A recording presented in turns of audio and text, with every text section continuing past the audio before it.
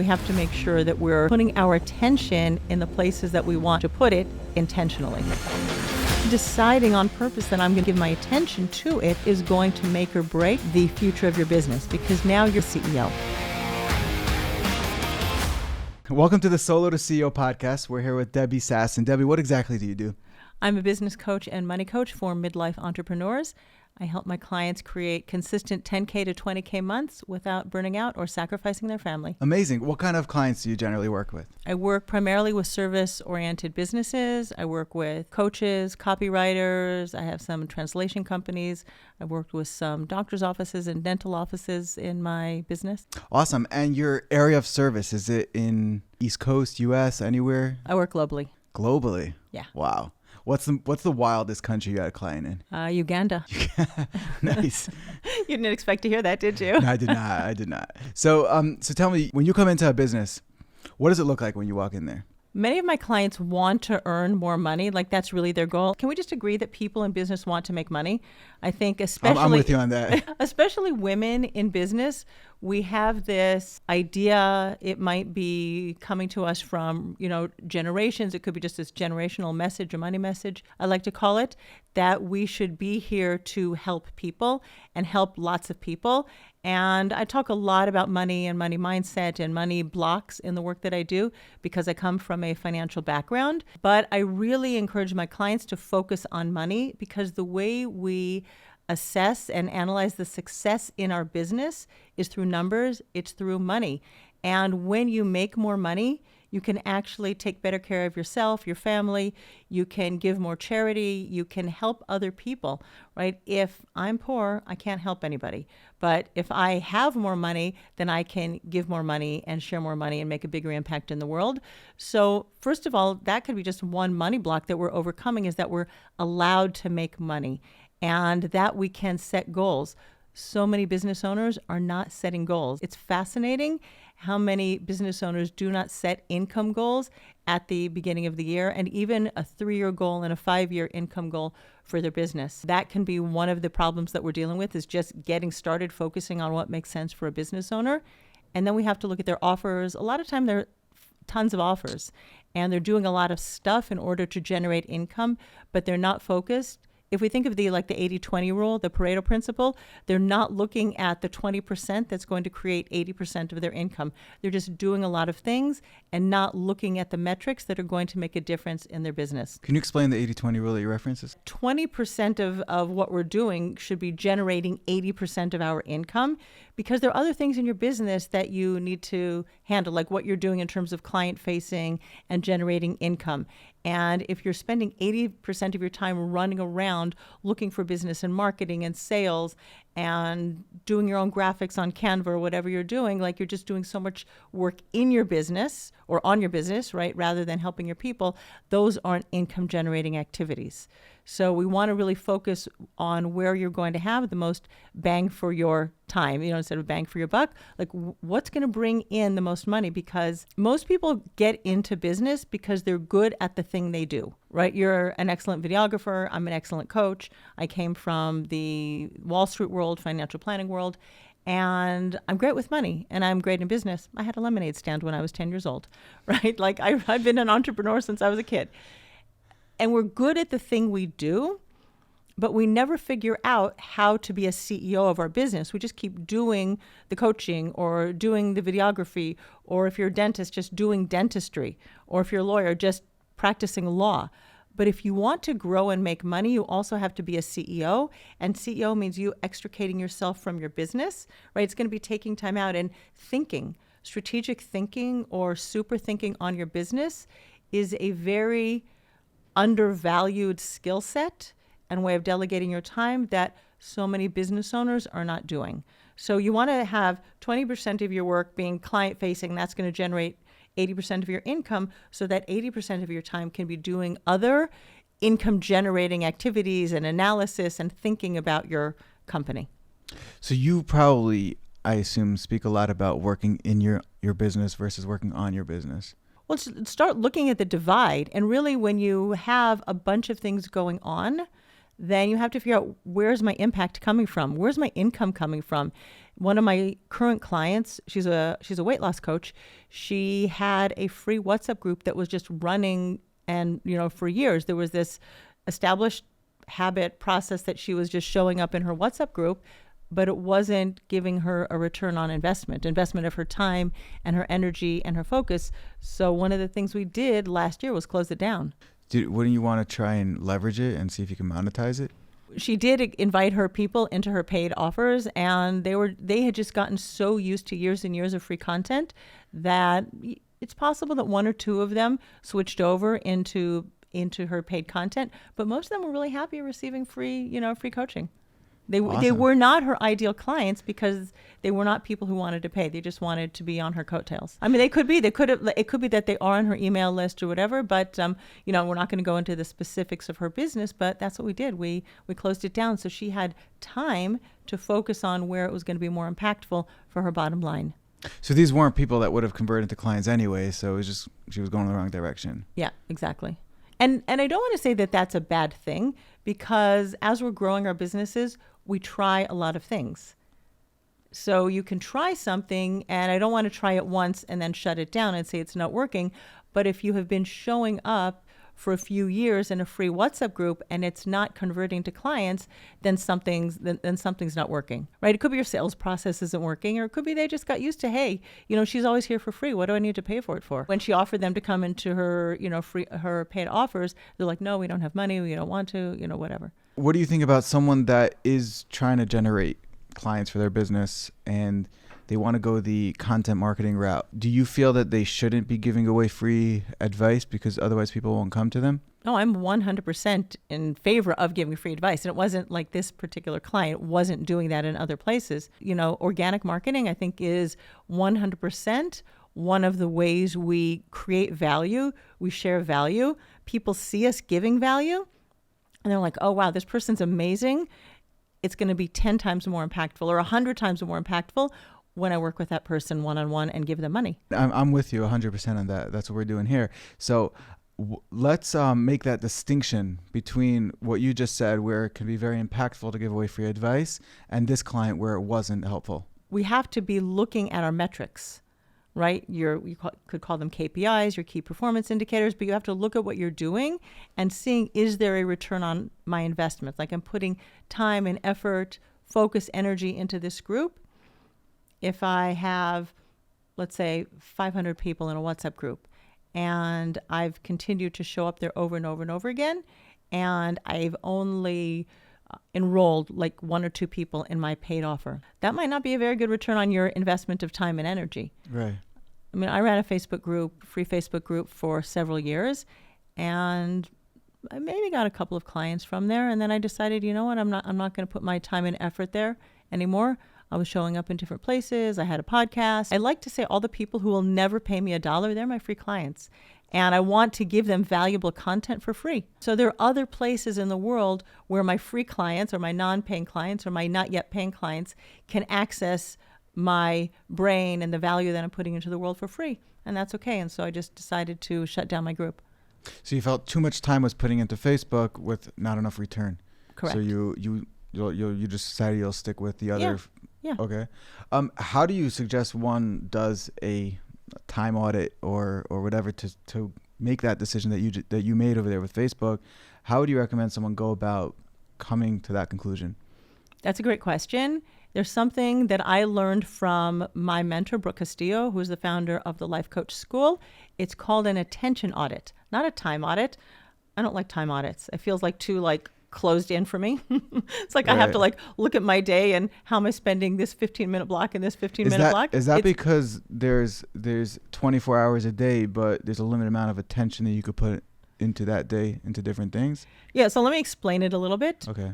And people do time audits and they're effective. Like, you really go through your day. It's kind of like if you're trying to figure out what you're eating so you lose weight. So you're talking about a time audit versus attention audit. Right. Okay. So I never liked the idea of a time audit. I've done it before, but it feels too closed in to me. But I love the idea of an attention audit. So this is how it goes. You can take one piece of paper and write life on there, and one piece of paper and write business on there. And they're just do a brain dump of all of the things that are taking your attention. Now, the things that are demanding your attention, it could be that you need to go shopping and get some food, you need to do the laundry, you need to pay your bills, you need to pay taxes. Like those are things like in your life. In your business, you have clients that you need to set up a date for them to go and record their videos, then you need to edit the videos and you need to return them. You need to do your own marketing. You need to do other things for your business, also your taxes and doing your invoicing and things like that.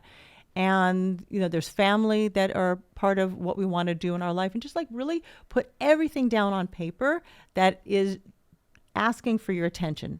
There are things that are demanding your attention and you're giving your attention to them immediately. You could be reactive. It could be every time there's a ping on your phone, like something is demanding your attention and you haven't yet developed the habit of silencing all your notifications so that you're not like jumping all the time at like what's me. going on.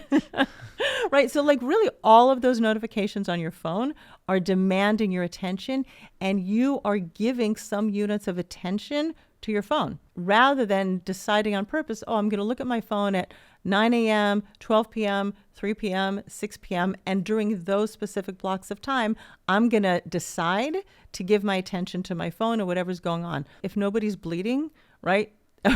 or not breathing, like everything is going to be fine in the world if you don't give your phone your immediate attention. And then there are things that you would like to give your attention to, but you're not, because so many other things are demanding your attention, or they're just like creating these like impulsive reactions for you and you're not even thinking about it, but you're just like forfeiting units of attention on what's happening. Like you might want to sit down and create a strategic 3-year plan for your business, but you're not doing it because you haven't carved out a 3-year block of time in your calendar. Like even if you decide to do it a month from now, but you deciding on purpose that I'm going to do that and I'm going to give my attention to it is what is going to make or break the future of your business, because now you're being the CEO. And so when you're acting, like I said before, super thinking, and when you're acting like a CEO rather than being in a reactive phase for your business and your life, then things can dramatically change for your business. And the last thing is that I want to add is when you look at how you want to spend your life, right? Like so many people, they're spending 12 and 14 hours a day in their business. And that's why I say I like to help my clients grow their businesses without burning out, without sacrificing their family. We have to make sure we're putting our life into our calendar, because our business is here to serve our life. Our life is not here to serve our business. So we have to make sure that we're putting our attention in the places that we want to put it intentionally. Wow. I like that. Now, I'm a very big fan of that too. And I do that. I'll put like personal things in the calendar to block it out. And they're not things that have to happen at that time at all. And I just block it out so that I know what happens. How committed are you to making those things happen at the time you put them in your calendar? Or is there wiggle room there? And if something comes up, all of a sudden somebody wants to meet you and they want to record a video, have a coffee chat, talk business with you, talk whatever with you, you'll be like, okay, that thing's not so important. We'll just like cut it out for this week. We won't do it. We'll do it, another time. Like where do you draw the line, or how? So me personally, I almost always do a weighing of importance, because in a life thing, right? So right, there's life versus business. What were the words you used? I said your business is here to serve your life. Your life is not here to serve your business. Life versus business. So in life activities or priorities or things that need to get done, there are different levels of urgency and importance. And in business, there's different levels of urgency and importance. Right. So if it's a business thing that is attacking a life thing, and this business thing is very urgent, let's say a fire needs to be put out in the business, and the thing that I blocked out time for was, housework, cleaning. So, you put out the fire and you clean the house, in another half hour. So it really, it's not a clear answer that I would have, but if it's something like taking my wife out for dinner and something that's relatively important but could wait an hour or two comes up, I probably wouldn't even see the message. Right. Okay. I think there are so many things that we just like delay, and I like the way you put urgent versus important. And so many times we're reacting to things that seem urgent but are not, or things that are coming up that maybe they are urgent in the business and there's a possibility to delegate them to somebody else. But the important things, like creating a strategic plan for your business, those are the things that we just keep kicking down the road. And the same thing with life. Because I come from a Wall Street background and financial planning background, I know that people put off writing a will. They put off, getting durable powers of attorney for their finances and for their health, if God forbid something should happen to them. And those are really important blocks in your life, because if those aren't being taken care of and God forbid something happens, like, you want somebody to be able to step in for you, or you want, God forbid, you pass away, you want your kids to be able to know what to do, where are things, how do you divide up the assets? But those are things that people don't like to deal with, and they always believe there's a tomorrow, so they keep kicking the can down the road and not taking care of it. And what would you say to those people? Put it in your calendar and commit to getting it done. Like, I have a block of time in my calendar that I have put for the middle of February. There's something that I call an emergency, in case of emergency binder, or a family emergency binder. And my husband and I haven't updated it in 2 years, and our bank accounts change and details of our life change. And if something happened to us, God forbid, our kids do need to know where to find our assets, who's our lawyer, who's the financial planner, who's the accountant, how are they going to step in for us? And if that isn't updated, they're just not going to know, and they're just going to waste time and energy, and it's going to cause them aggravation. So it's there, and it's not fun, right? But if I think about how much aggravation I could cause my kids, then I don't want that to happen. I want to reduce the emotional turmoil that would already be there. Awesome. When you look at any business, in order to call it a business, it needs to be, I call it buying and selling oranges. Okay. Because at the end of the day, business is buying and selling. So if you're an artist and you're making paintings and you're like, oh, I'm not buying and selling, I'm just making things and selling it. The end of the day, they're not, because if they start giving themselves a salary, then boom, they have an expense right there. Right. So now, in order to be able to calculate, is this business making a profit? Is this business making money? You need to actually write down every expense and every piece of revenue that comes in. Correct. And make P&L profit loss statements. Now, a lot of people will tell me, especially people in the creative industry, but also in general in the service industry, they'll tell you that, I'm not organized like that. I just work, money comes in, and we move on. So what would you tell someone that believes that they're so unorganized and so ADHD that they can't keep track of money in, money out? First of all, I think it's a thought error. Most of us can manage addition and subtraction. It's just a lack of willingness to do so. Right. They're prioritizing other things. If we go back to your attention audit, like, where are you putting your attention? Either they're thinking it's going to be uncomfortable to do it.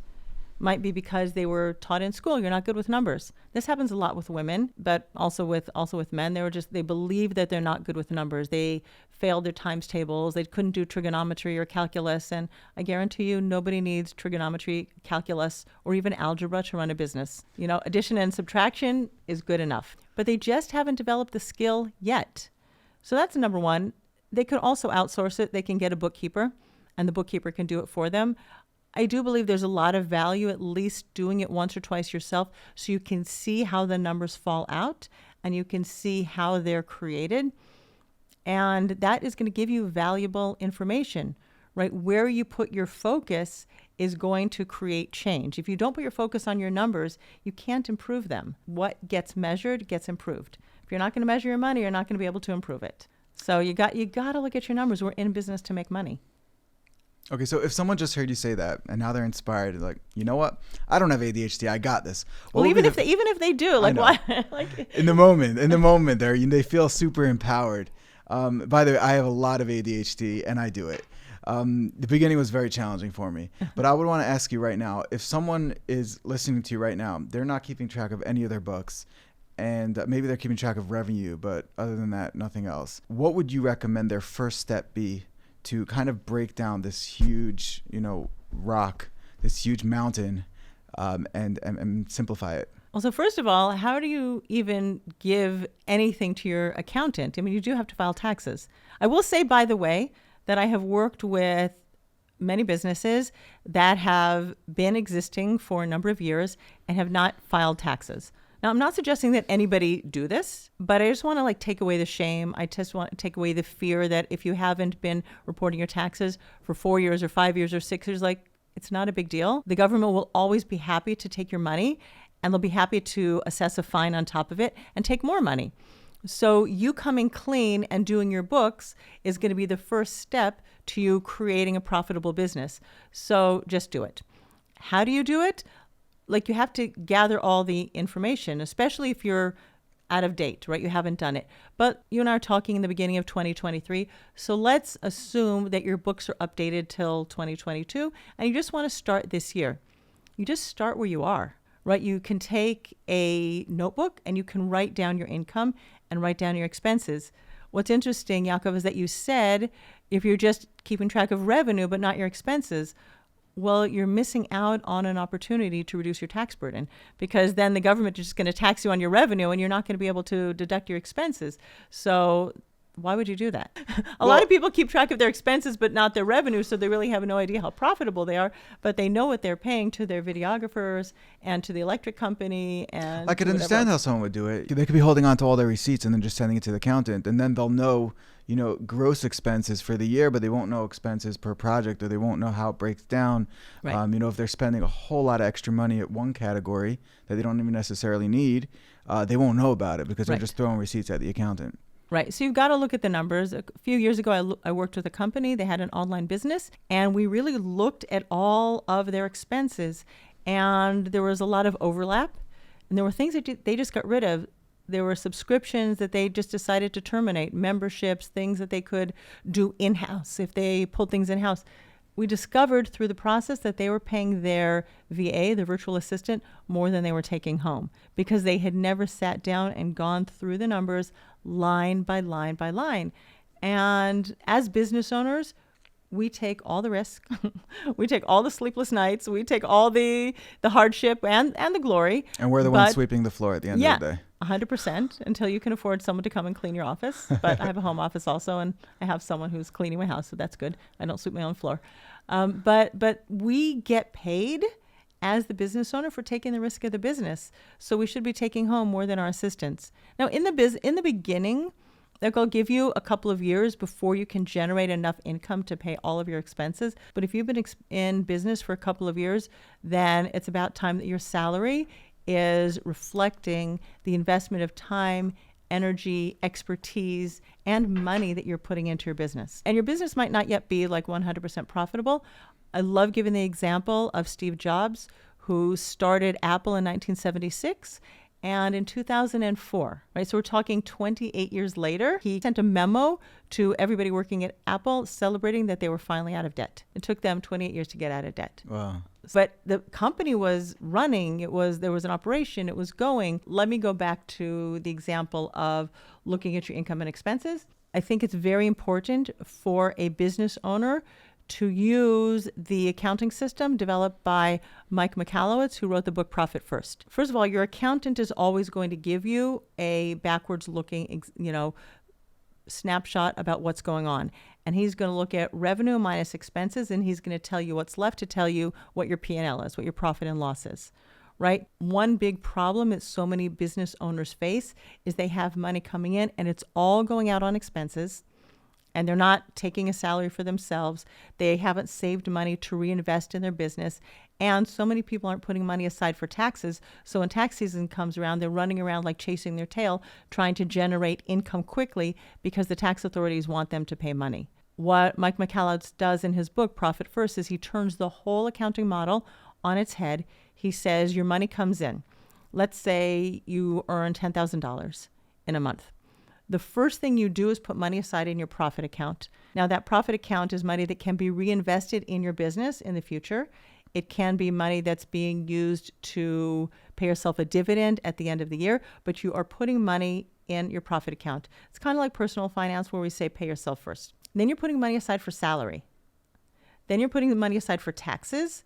Whatever is left is the money that you have to cover your expenses. So here's where we're gonna talk about debt, because you might say, we'll just use a super simple example. $10,000 of income, You put $1,000 in your profit account. You put $1,000 in your salary account. You put $3,000 in your tax account, right? So now we've covered $5,000. You have $5,000 left for your expenses. In the beginning of your business, a lot of times your expenses are quite large, right? You, in your business, you invested a tremendous amount in equipment.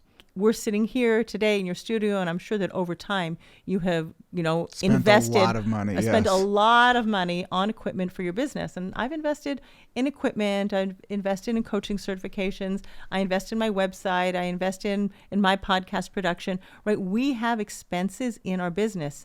And the belief that you can establish a service-oriented business, whether it's a virtual one or brick and mortar one, without investing money in your business it's a lie. It's a thought error. Like it's misguided. Like let's say a lawyer who he's like, well, I went to law school, I got my JD, now I can open my law practice. Great. You can open it from your home and that's fine. But still somebody has to find out about you. You've got to do some marketing. I mean, if you're going to join BNI, right? You're going to pay fees to join a networking group so that people are going to find out about you. You're going to have flyers. You're going to put ads in a magazine. They're going to go and give talks because you're going to belong to Toastmasters or something like that. Like people have to find out about you or you don't have a business, right? You're selling something. And then if you want to go and rent an office somewhere, you've got to pay money to rent the space. So you're going to have expenses. So how do you calculate how much a person should be investing in the beginning? Because there's also the flip side of it. You don't want to be spending too much in the beginning because if the business doesn't pan out for whatever reason, you're driving yourself deep into the hole with no business to generate money to pay for it. Businesses are so different that I don't think it's valuable or responsible for the listeners to really go into specifics. But here's one thing that I believe is really bootstrapping your business is the most expensive way to grow your business.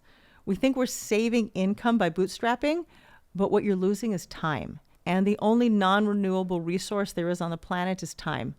Right? Everybody has 24 hours a day. Everybody has 7 days a week. And none of us knows how much time we're going to be here on Earth and how much time we're going to want to be in our business. And by taking 5 years to bootstrap your business, you are forfeiting the opportunity to what I call collapse time. When you invest, like you invest in a marketing team, you invest in sales training, you invest in, other skills and resources that can help you grow your business, like someone to help you do your content marketing, like hiring Yaakov to shoot 1-minute videos for you so more people out there on the interwebs can find out about your business. Appreciate it. Right? So when you're deciding to keep yourself small, that means that your orbit, right, the people who surround you and know about you is very, very limited. When you're willing to invest in marketing, I think that's one of the classic rules of business, always be marketing. If you're going to rely on the internet and social media and organic marketing, which is free or ostensibly free, like it moves very fast. Like people take their phones, they're like scrolling, you've got like 2 seconds, or you don't have a lot of time to capture people's attention. Or if you're writing articles and you've got a blog, you need someone to help you optimize it for SEO, for search engines. Otherwise, you can be writing and writing and writing, but nobody is going to land on it because Google is putting it out on page 153, and it's never going to be seen. That's a great example. You think you're saving money by not hiring a writer to help you out or an SEO expert to help you out with it, but really you're actually driving yourself into hours and hours and days and weeks and months of wasted time because you're not maximizing the potential of what you're writing. Right. Exactly. I like that example. It might be really valuable content and nobody's seeing it. Wow. So what are some things that you see when we obviously discussed some of them already. What are some other things I would say, or some of the biggest things, maybe something we've already discussed, that you see really, really bad when you go into a business that like the first thing that you reverse? It's going to depend on the business, but I like to break down business into 4 pillars. We have marketing, we have sales, we have your CEO skills and everything that it involves to create you as a CEO, which includes your self-concept as a CEO. Like you're no longer a videographer. You are the CEO of Citron Films. Now you might be an expert videographer And you might want to do some of the videography for some of your clients, but really having staff and team working for you, the people editing it, the people doing the lighting, like you don't have to do everything by yourself and anymore like you did back in the day when you started. And part Right. of your CEO skills is mastering money mechanics. And that's like the bookkeeping that we talked about and the accounting and looking at your numbers. As you grow, you might hire a CFO or a fractional CFO to do your money for you and help you with your projections. But as the CEO of your business, you have to be looking at your money. So that's your money mastery, time mastery. And then there's what I call your money mindset.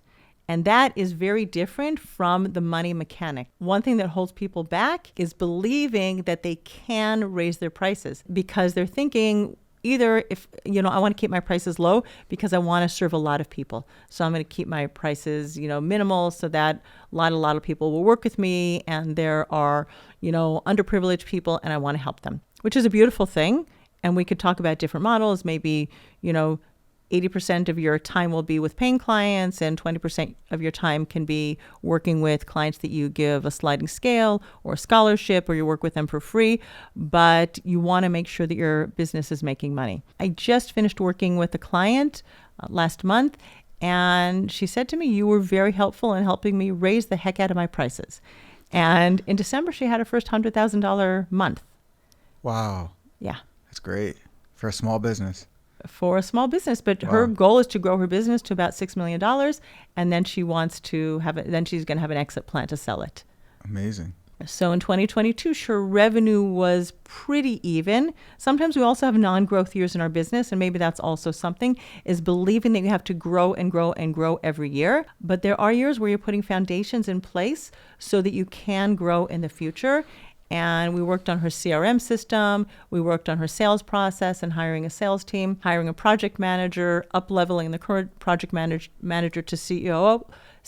Like that was a lot of the foundational pieces that we did in her business this year. Cool. So what are some tasks that you would say a CEO should always be doing that you should not be delegating? Well, looking at your numbers, right? I mean, you can have a CFO, again, depending on the size of your company, running the numbers for you, but there has to be time that you put into your calendar when you're sitting with your CFO who's looking at your numbers and explaining, and you have to be thinking on purpose about what's the future and where you want to go and where you want to take your business. So you can have people doing that task, but you can't just say, oh, the CFO is doing this, and therefore I don't have to do it. In fact, I'll give you an example from one of my family members. We had a conversation at the end of December, and he had a CFO in the business, and he wasn't looking at the numbers. He was just accepting them at face value, and he realized that it was just smoke and mirrors. And now he owes a lot of money to the IRS, and that's all I'm going to say. But just outsourcing the work of the money and not paying attention to the details could set you up for unfortunate surprises in the future. So you are the manager. You are the one that, the buck stops with you. And if you're not paying attention, you're just assuming that you're checking the boxes and things are going smoothly. It could be your people on your team are 100%, they're trustworthy in integrity and, clean as can be. But you could also be in for some surprises if you don't keep your finger on the pulse. I had a client a few years ago who they found out that their financial person, their business was embezzling money. Money does lure people away. People get sucked in by money.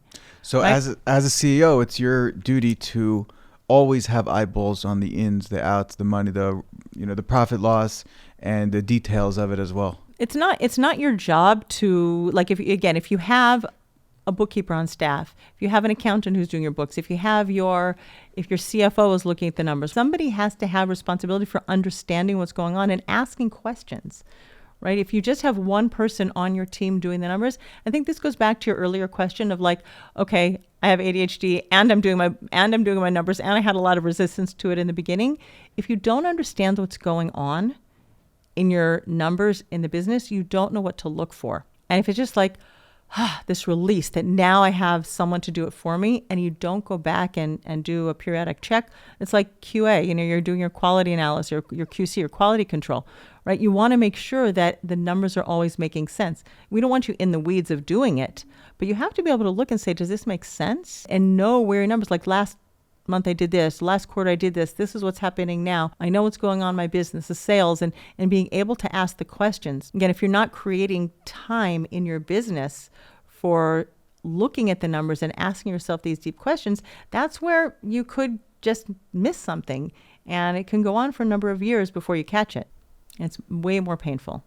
So if you don't want to do it, it's not your best love in your business, right? Looking at your numbers, then have a little bit of discomfort now in the present, because it could save you a huge upset in the future. Absolutely. It could also help you make decisions based on it. Yeah. What I found once I started calculating numbers, it completely transformed the way I run the business, and it completely changed the services that I provide.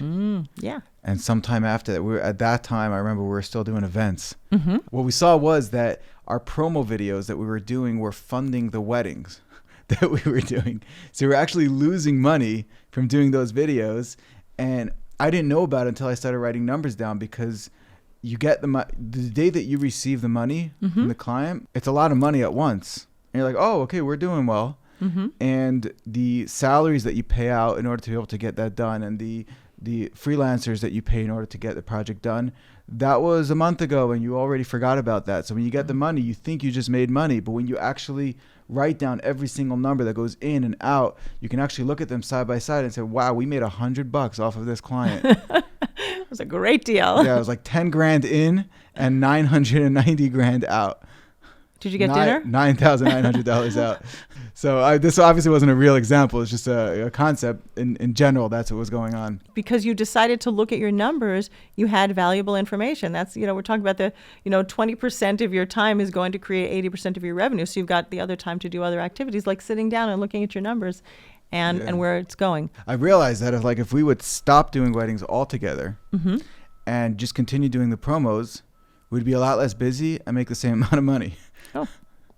And that was when we founded Minute Promo. That was how it was born, because we realized this is the future, this is where we want to go, and this is what we want to improve and grow at. And we were only able to Minute Promo. We're only able to make that decision because we had the numbers to show us that this is where we wanted to go. Right. Great. Amazing. It's tremendous. So let's take a step back. So let's say we have a lawyer who just gets out of law school. Okay. And whether he decides to go, work for a firm or just start out on his own, what would you say would be the first things he should be doing? And I'm talking across the board between marketing and numbers, building systems and everything. At what stages should they be doing what? I forget the systems.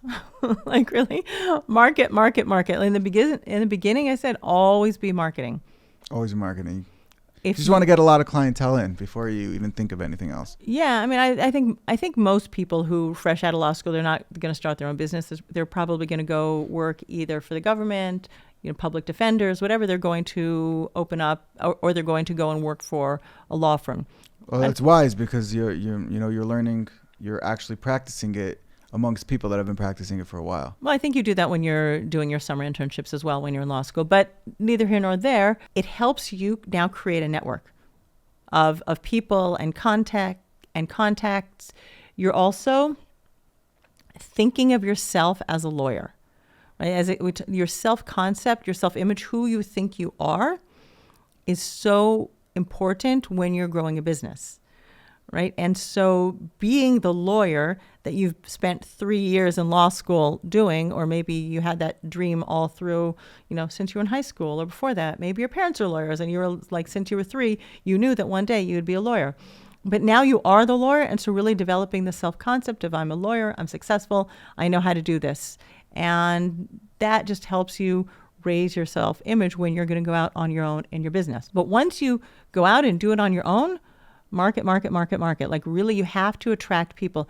What stalls so many businesses is that in the beginning, they're focusing on keeping their foundations and their systems and their processes squeaky clean, before they've even had the first dollar come into their business or into their law practice or into their dental practice, right? So doing the thing that you do and running your law firm, running your dental practice and calling people in and having them pay you money is really important. So you can, like most people, before they have a bunch of clients, and I don't know how many that it is, you can manage your business on Excel or on a Google Sheet, right? You don't need an email system. You can just send it out from your Gmail account. Is it professional? No, right? Who cares? Right. But especially in the beginning, you're going to be charging less than another Manhattan law firm who has all of the fancy branding and the corner offices and letterheads and all that. And people, and there are clients at every price.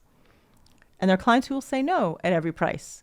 So the people that are going to get your brilliance and your expertise when you're starting out for a lower price, that's amazing. They're happy, you're happy, you know that the sky is the limit for your prices, and you're just going to continue, marketing yourself, serving them, getting really happy clients who are going to refer you. Otherwise, like, those are your ambassadors. They're the people who are going to talk about you and share your name, and you're going to use their money to continue to build your business. So make a lot of money first and then invest it in your systems and processes. So basically start before you're ready. Always. With everything. Even when you go from creating $100,000 to 500, from creating $500,000 to $1 million business, we're always starting before we're ready. If we're ready, we'd already be there. Great. So let's talk about pricing. Yeah.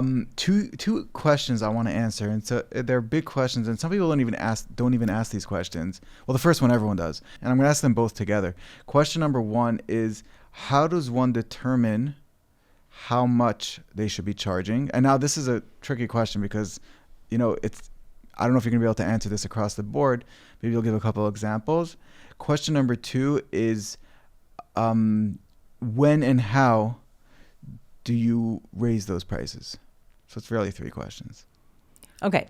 I'm going to answer the second one first because it's way easier. When and how do you change it? When you start resenting the current prices that you're offering. Nice. There's like a resentment price. You're like, nope, I am not getting out of bed to work at that price, right? You have established enough expertise and experience. You've worked with enough people. You're like, no, I'm just not going to do that anymore. What was it? The Big Lebowski says, I don't get out of bed for less than $500,000. Well, there are people that are doing that. I still get out of bed for less than $500,000, but it's okay. No, but obviously he wasn't making that kind of money. It was a joke. Right. But there are people at that price, depending on what they do and who they're doing it for and whatever. Like, if you can imagine, I like to say I grew up on Wall Street, and I was working on Wall Street in the heyday of hostile takeovers. And there were probably, mergers and acquisitions experts in some, Wall Street firms who were like, I don't get out of bed and take on this client for less than this many millions of dollars. It's just not happening. Right. So know your business. In every business, there's going to be a range. Right? And you have to know where you are, where your positioning is. And your positioning isn't something that is artificial. I like to use the example of Timex and Rolex, right? You just have to decide, are you selling a Timex or are you selling a Rolex? A Rolex is positioned at a certain level of the market. It's a quality watch. It's usually gold. It usually has diamonds on it. It's Swiss made and it's 100% reliable. And there are only certain people that are going to buy Rolexes. And so they're going to sell a very limited quantity of Rolexes every year. And the watch is going to tell time. And then there's Timex. And Timex is a mass market product. It's priced way lower. I don't know if it's 1/100th or 1/1000th or whatever.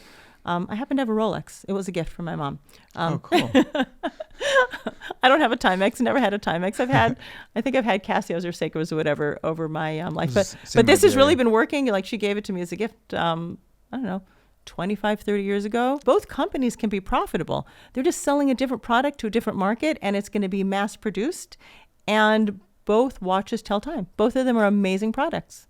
And if you want a watch that's going to tell the time and that's all you need, that's great. If you want a watch that's going to make a statement and it's going to last for 30 years, more than that, get yourself a Rolex.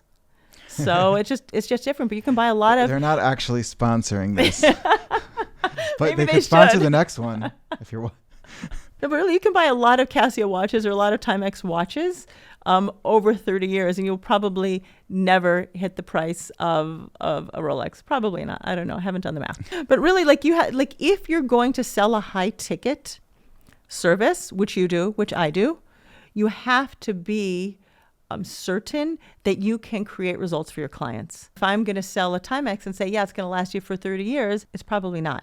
We're not lying, right? We're going to be in integrity with what we're offering and the result that we are offering to our clients. We have to be in integrity with that. So when you know that your clients are getting amazing results with what you're offering them, and you're just not going to do it anymore at the price that you used to offer, great, raise your prices. I really believe there are no rules in this industry. I know there are people that like the things you have to think about when you're pricing and have a 97 at the end of your price because there's psychology of pricing. I don't do that. Right, I don't either. My price has zeros at the end of it.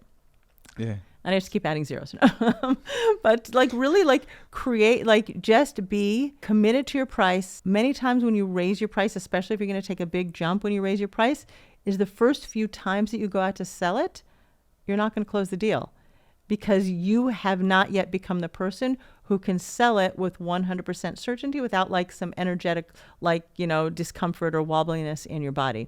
And that's okay. Or the first few people that come to you could be that they're not a match for that level of service. They could have come because of your old marketing, and now you haven't up-leveled your marketing. So they're still your old clients. Like if people were coming to you for wedding photography or videography, and let's even say that you would be willing to take those clients on if they were willing to pay your corporate prices. Yeah. Right? And be like, because I imagine there are people in the world who are going to have very high-ticket weddings. And if they wanted you and only you to video their wedding and they were going to pay your corporate prices, you'd be like, sure, no problem. Possibly. I hope the food's good too. Yeah, exactly.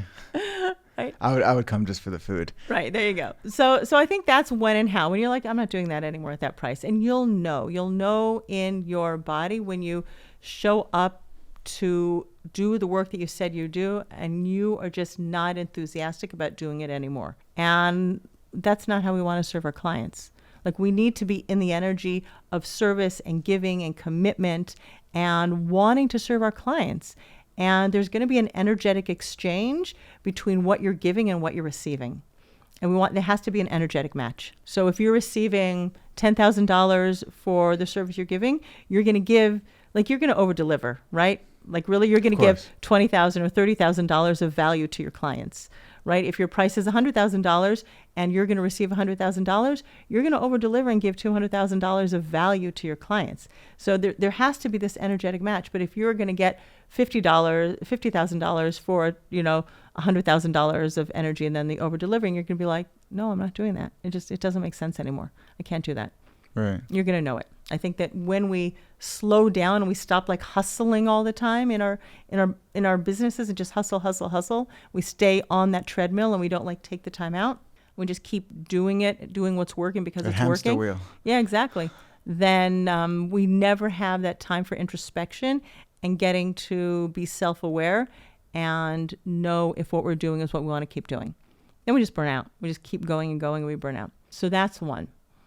Now we're going to go back to the other question. Do you remember what it was? You partially answered it. So how do you set your prices? Yeah. The question is when you start a service. So there's the market, right? But everyone, if you want to have any edge, especially if you're going to want to raise your prices, you need to have something unique about you. So everyone has their unique, right? Our unique angle is that we give big agency service at small agency prices. So we treat our clients like VIP.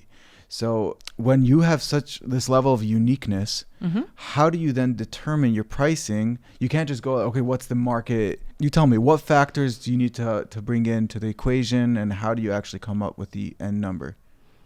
Okay, so I'm going to go back to your example of a lawyer. Now let's take, instead of someone who's fresh out of Harvard Law, let's take the guy who graduated from Harvard Law. He was top of his class, right? He was on the law journal, whatever. And he's been working in a corporate office in Manhattan for 5 years. And now he decides to go and open up his own law firm. He is going to have some awareness around what the pricing is in his market.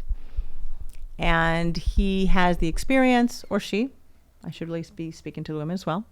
Yeah. As a female business owner, right? He or she, like they're going to know what the market offers. When you start your business, you're probably going to want to charge a little bit less than what the general market, because because that's going to be your unique selling proposition. Your USP in the beginning is like, I can give you this quality service at a lower price, and you're going to sell on price until you've established yourself in the market. And that's not a problem, right? Again, you want to have a few clients that are going to pay you, and they're going to go and talk about you and recommend your service and the VIP service that you're giving your clients, and you're always there for them and you're always on their side. And then as that message starts to spread, then you'll be able to raise your price. You'll be like, wow, now I have way more clients than I can work with at this price. That's a little bit different from the resentment price. But if you are booked out and you have a waiting list of clients, like even a month or 2 months out, you're like, oh, this is an indication that I'm in demand. I've created that demand. I've done my marketing. I'm great at closing sales conversations. And now I've got a line of people out the door. Oh, now I can raise my prices. And the price is going to be the filter. You know, if people were going to hire you out at $100 an hour and they have to wait like 2 or 3 months to work with you, you'd be like, you know what, I'm just going to raise my prices to $200 an hour. And all of a sudden, that line thins out. Right. Some people are like, oh, I'm going to go find somebody for 110, or I'm going to go find somebody who's 100, because the only unique selling proposition you had was your price. But the people who want you for the result that you offer and the quality of your service and that VIP hand-holding, whatever, they'd be like, no, we want to work with Yaakov, and we're willing to wait for him for the next 6 months until he can do our project. Or you're going to have like someone's be like, no, I need you now. I've got something coming up. It needs to be done now. And you're going to have your urgent rate, right? If people normally pay you $100 an hour, you're going to be like, no, my urgent rate is $200 an hour. And they're like, great, sign me up. So there's got to be a little bit of give and take, and really being in the trenches of the business to give specific advice. But depending on what you're doing, I would say starting a little bit below the market is a way to attract people to you. And here's one thing that I saw many years ago. Somebody wrote an article about advertising his web design and development business on Fiverr. And he had a lowball price for his services, and nobody was biting. And he quadrupled his price, and all of a sudden he was booking out. Right? People didn't want the lowest price because they associated it with a lower product, with low value, right? So they actually wanted what he was offering at a higher price. But you're only going to find that out by testing, right? If you know that the lowest price in the market is $100 an hour and you jump in there at $400 an hour and people pay you that, but what you're delivering is not what they were expecting, because if they're expecting something that's, you know, again, the energetic exchange, they're not getting what you said you were going to deliver, then it's going to reflect poorly on you. So you have to be able to deliver on what you said. All right, so something that I like to say is that when you charge more, you're actually doing your clients a favor, because you're affording yourself to be able to give that level of service that they want at the end of the day. 100%. I agree. So let's get general for a second. All right, so you walked in here today with, you know, a head full of ideas, and I asked you a whole bunch of questions. What did I miss? What's some advice that you would give to people that are growing a service-based business? Great question. I think the number one thing, and I alluded to this before, that stops people from growing a multi-million-dollar business is being the thing that they do rather than being the CEO. Right? Again, you're the videographer, I'm the coach, and we just stay being the coach. We don't upgrade our self-image. When you become a CEO and you're looking at your business like a business owner whose job it is to generate revenue and profits and pay salaries, including your own, and you start thinking of your business differently. And I like to break it down into like 5 Ds, 5 things that are going to stop you from really being that CEO and making more money and increasing your profit in your business. 5 things that are going to stop you, or that propel you? Stop you from being the CEO of your business and making more money and more profits faster. Okay, I have 5 Ds. Okay, I'm going to tell them. You're going to remember them in case I forget. Delete, delay, delegate, discipline, and discomfort. Delete, delay, delegate, discipline, discomfort. Got it? Okay. I remember it now. Try me in 5 minutes. But now we both know it. So now we're going to be able to remind each other. Number one is there things that we're doing in our businesses that we don't need to do. And we could just like delete them. And the only way you're going to know what those are, and it's going to change at every stage of your business, is by really looking at what you're doing in your business.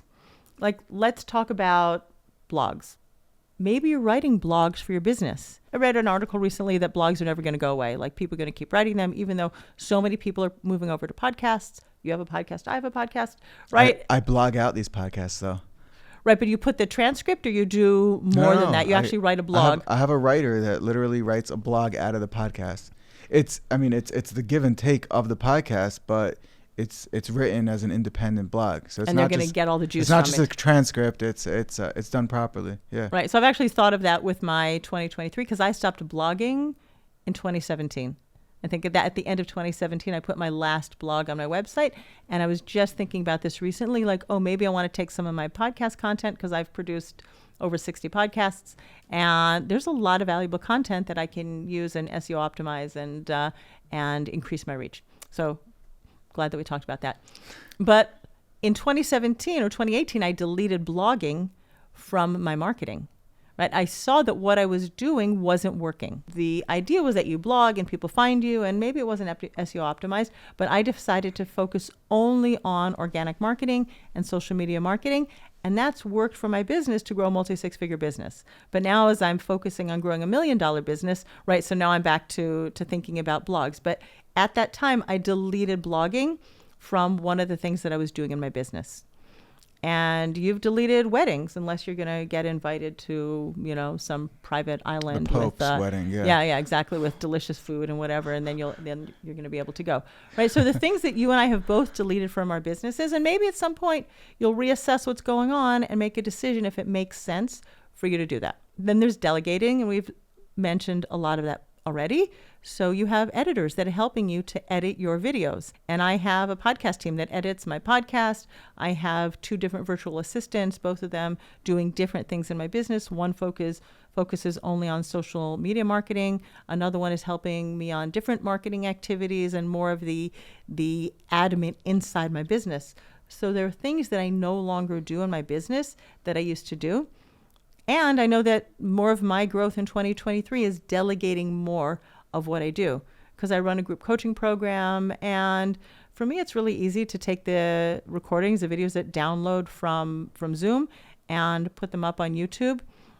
It's only a few minutes of my day, but when I take a few minutes here and a few minutes there and a few minutes there, it adds up. And I'm like, oh, in 2023, we're going to do more delegating. My business is growing, and this is my next growth. Also, you want someone that can follow a low-level process and be, doing this on a consistent basis. When you're a CEO, you're thinking high level all the time, and you'll sometimes forget the little things that, like when I'm posting and okay, I forgot to post it on this, whereas when I have someone else posting it for me, they're just going to be following processes. I mean, I guess in theory I could follow my own process, but it's just a different way of thinking. Right. Yeah, go ahead. Yeah, but then, like, again, if you are doing like 5 minutes here, 10 minutes there, half an hour there, like all that time adds up. And again, you could be taking yourself to a coffee shop and really sitting down and thinking about where you want your business to go. Or you can be looking at your numbers and saying, wait a second, I noticed that in the last quarter, things switched here. What's going on? And it could just be that there's a change in the market, change in your clients. Maybe something's not working in your sales process. And you want to be able to start figuring out as a business owner what's not working. My business coach, Stacey Bayman, who has a multi-million-dollar business, she opens up her mastermind twice a year. And at the end of 2022, when she opened her mastermind, there was something, like she knew that something was wrong. She wasn't getting the same, looking at her numbers, the same click-through rate, the same engagement that she had through all of her other launches.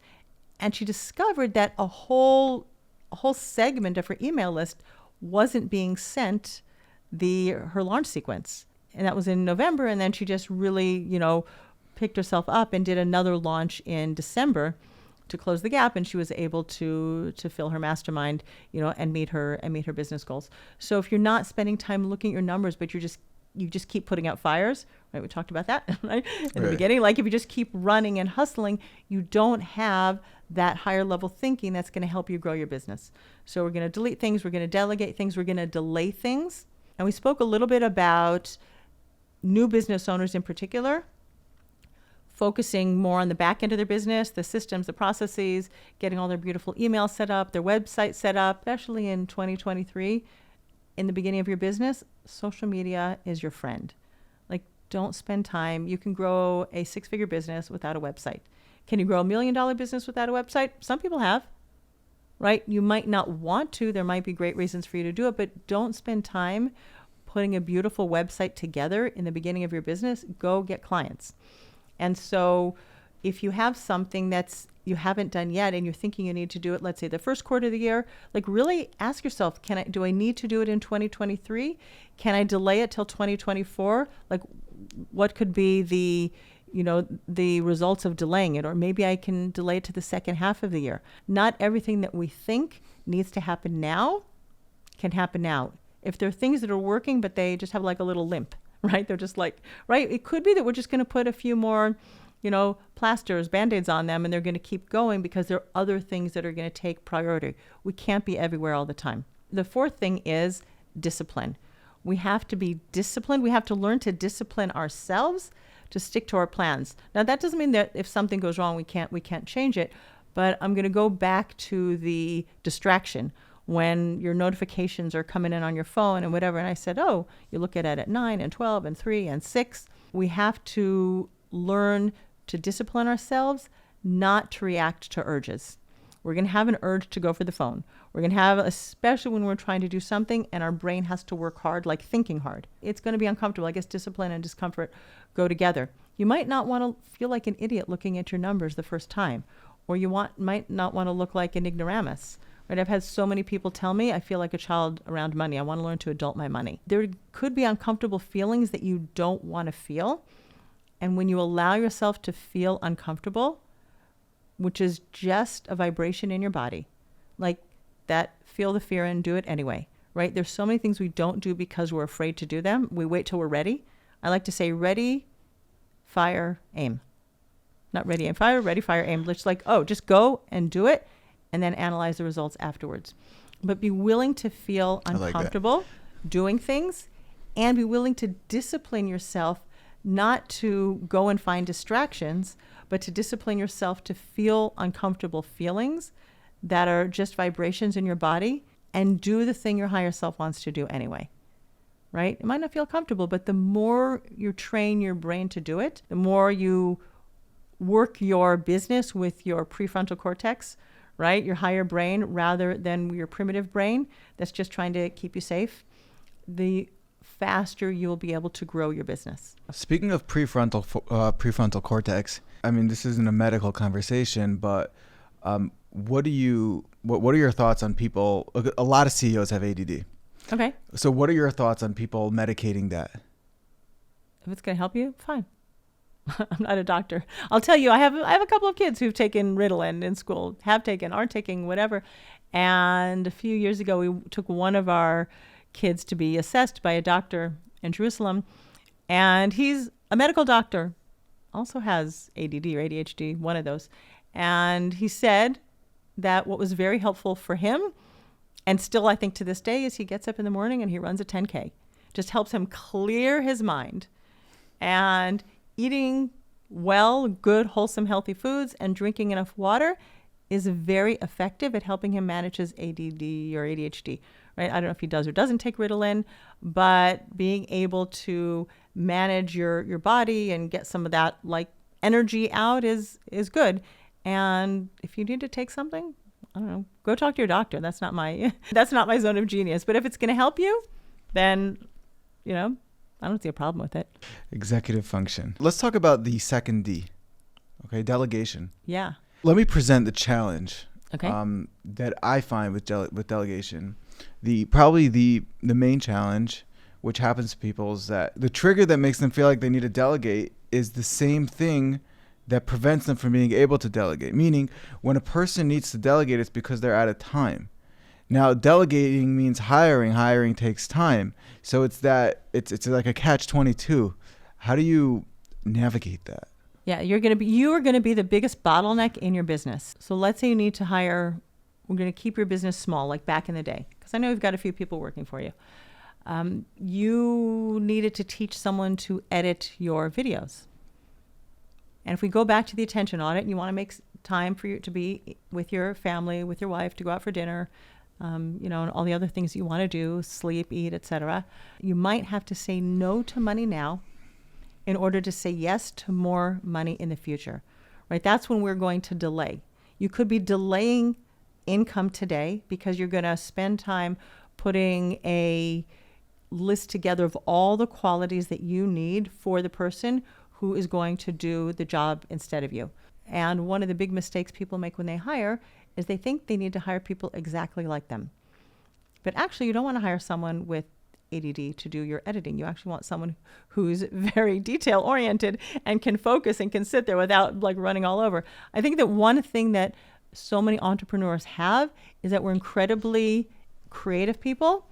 We're what I like to call quick starts. Like we have a ton of ideas and we can just go and create. So being able to like discipline ourselves to like stop running after everything, but just to create one or two offers and stick to those offers and generate income with those offers and do it repeatably. And then maybe you might want to branch out your offerings. Like You're talking about niching down. I don't want to specifically call it niching down, but like if you are a videographer and you're videoing, I guess, just corporate events instead of weddings, you could call it niching down. And eventually you might increase your company and you might bring the weddings back in, let's say, for example. So I guess it's one form of niching. Yes. But having just a few offers and committing those offers and not like thinking, or even within what you're doing now with the 1 minute videos, you could do a 1 minute video, you could do a 2 minute video, you can do other kinds of a promo video, whatever. Like you could think about like, oh, these are my ideal clients, and you can have 5 different ways that you want to serve them.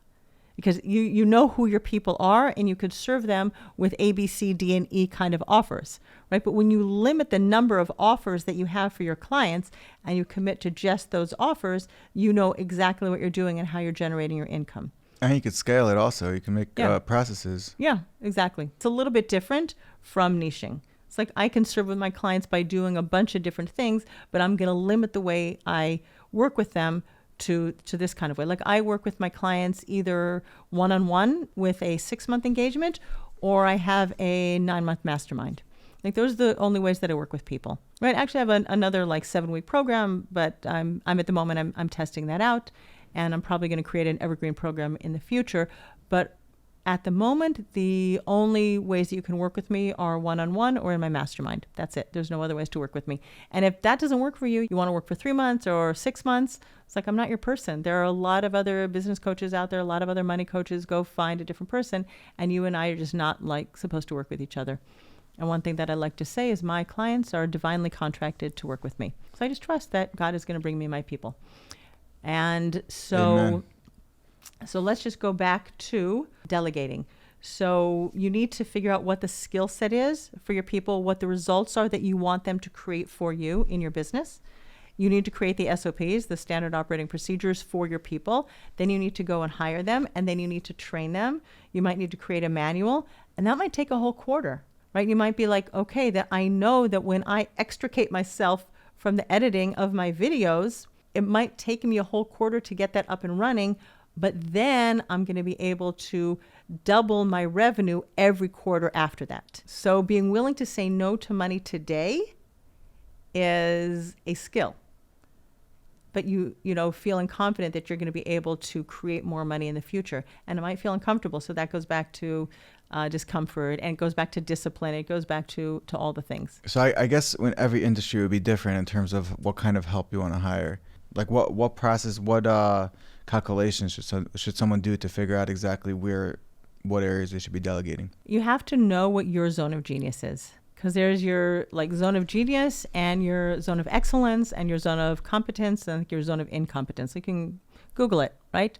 But your genius is in creating videos and creating beautiful video results for your clients, and even thinking about new ways that you can serve them. That's why you have the 1-minute promo video. You can hire people to edit. You can hire people to actually do the videography for you, right? There are probably amazing other videographers out there, but your super thinking is where you are most gifted. And you have developed that over 10, 15 years, just keeping in the video business and seeing what's out there, learning, seeing where the industry is growing, and making sure that you have offers and you're keeping up to date for your clients. Not everybody's cut out to be a CEO. Not everybody wants to be a CEO, but they're really good at what they do. They can be excellent videographers, but they're just not going to want to run a business, and that's just how they've been wired, and that's fine. A lot of people can edit videos, and some of them might do a better job than you do because they're more detail-oriented. They're going to not get distracted, right? And so you can hire people. But when we continue doing things that are in our zone of competence, like I said, I can upload my recordings to YouTube and I can get them into my membership site. But my genius is thinking about my business owners, how I can serve them better, how I can help them get faster results in their business, how I can help them close sales conversations more quickly, overcome objections, look at money objections, how they want to talk about what they do. Like, that's my zone of genius. And somebody who's going to upload my videos to YouTube isn't going to be the person that is going to do that higher level thinking for my business. Right. So you'll know when you're a bottleneck and you're just running out of time in your day and you're not sleeping well and you're not spending time with your family and you're always hustling and I got to do this, I got to do this. No, this is urgent. This is like, I have to do this. You'll know that, and hopefully you won't wait. You'll think ahead of time. Like if your business is going to $1 million or $2 million or $3 million, you want to start thinking like your future self today. And you want to start hiring today for the people that you're going to need in your business in 6 months to a year from now. Amazing. So let's go back to the general question I asked before. I want to hear also some advice that would be tailored more to people that have already started their business and have, 5, 10, 20 employees. What's some advice that you would give to business owners in general? Looking at your metrics, like what is working in your business? Where is the profit coming in from, right? What's not working? And being willing to let go of stuff that it might be working, but it's not generating the same amount of profit. Maybe you have an idea to try something out and you want to go and experiment a little bit. That's also how we can create an amazing return on investment. That's not always going to work.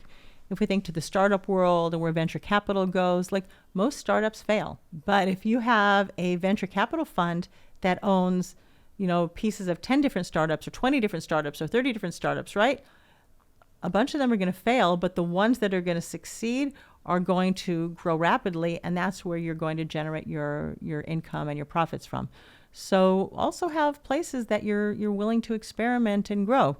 I'll go back to Apple. Apple had a project in 2017. I believe it was going to be a wireless charger for their phone. I think it was called Apple Air, something like that. And they put, I don't know, hundreds of millions, billions of dollars. They put a lot of money into this project that they really thought was going to work. And after 2 years, they realized the technology, like developing it, was just way too expensive. So after 2 years, they stopped it. They just made a press release. Okay, we were just stopping this product and we're going to carry on. So they were willing to invest. And I'm sure that through the research and development that they put into this project, there was a lot that came out of it and they probably used in other parts of their business, but they also were in it for longer than 30 seconds. They put 2 years of time, energy, and money into an experiment that didn't work. And they didn't make that a problem. They just kept going. So don't be afraid to experiment in your business, try out new things, and see where it takes you. Yeah. Some of them are going to work and some of them will fail. But maybe the next Apple, maybe the next Amazon. Amazon's had failures also, right? Okay, so what? I grew up a long time ago. Like I remember New Coke. You probably don't remember New Coke, but it's, in MBA programs and things that you learn about business. Like Coke had this whole new product line called New Coke that was going to be the new product in their business, Coke. Right? The new Coke. It was a huge flop. It is like touted as the number one flop in business. Well, you and I are both drinking Coke. Actually, I don't drink Coke, but but people all over the world are still drinking Coke today. And if you look at the long-term graph of Coke, it was just like a little blip. I have Coke, Coke Classic, Cherry Coke, Diet Coke, Coke Zero, and other different carbonated beverages. But that was a huge flop. Oh well, not everything works. I like that. It's amazing because you see these are huge companies which they have teams of people that are, doing research and development, marketing, risk analytics and all these things. And they made that decision to go ahead with this. And they pushed for years and again, huge companies, and they made these mistakes. So it's a big lesson that, that it's anyone can make mistakes. And at the end of the day, the only way you can have successes is if you make those attempts. So those mistakes are, in a sense, mile markers towards a success. Yeah, if we go and look specifically at Elon Musk, who, as you and I are talking, I mean, his net worth has just been cut in half in the last couple of months because of taking over Twitter and everything that's gone on there. Like, he's had a lot of failures and bankruptcies, or just like close to bankruptcies over the course of his business. And until he took over Twitter, he was the highest net worth person on the planet with over, I think, $250 billion of net worth. Now it's just like $100 and something billion. I don't cry too many elephant tears over that. But you and I are like in the middle of the story, in the middle of the video, of the movie, right? Who knows when we look back in a year from now or 2 years from now on Twitter and Elon Musk, where he's going to be. I don't know, but he was willing to take this huge gamble on Twitter, and only time will tell what happens with it. Wow. Okay, amazing. So before we wrap up, thank you very much for coming in. You're welcome. So if someone wants to hire you, how do they find you? They can find me on my website, debbiesassen.com. They can find me on LinkedIn, on Facebook, on Instagram. I have a podcast called Mastering Money in Midlife, and just reach out to me. You can reach out to me by email, debbie@debbiesassen.com, and I'll be happy to be in touch with you. Awesome. And I probably should have asked this question before the last question, but give yourself a little self-promotion. Like, what do you offer your clients? So I work with my clients one-on-one. Those are usually my clients who are creating million-dollar businesses and multi-million-dollar businesses. Although some of my clients just want to work one-on-one because they work really good with a one-on-one coach, and they want to make sure that they're creating those consistent $10,000 to $20,000 months in their business, even $50,000 months in their business. And then for companies who are smaller businesses who are creating maybe the first 5K or 10K or 15K months in their business, I run a 9-month mastermind called Wired for Wealth. Amazing. So thank you very much, Debbie, for coming into the Solo to CEO podcast. And if you're still watching, thank you.